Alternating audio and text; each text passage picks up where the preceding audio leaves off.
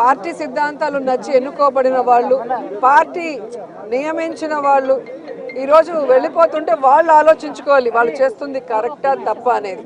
So దీనివల్ల జగనన్నకో వైఎస్ఆర్సీపీ పార్టీకో ఎటువంటి నష్టం ఉండదు. ఎందుకంటే ఎప్పుడూ కూడా పార్టీకి ద్రోహం చేసి వెళ్ళిన వాళ్ళని ఎవరూ కూడా గౌరవించరు, క్షమించరు.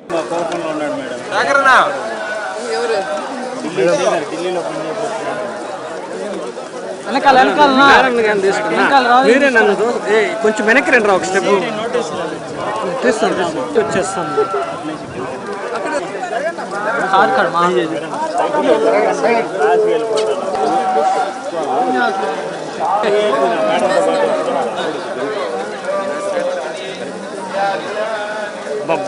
వైర్ ఒకటి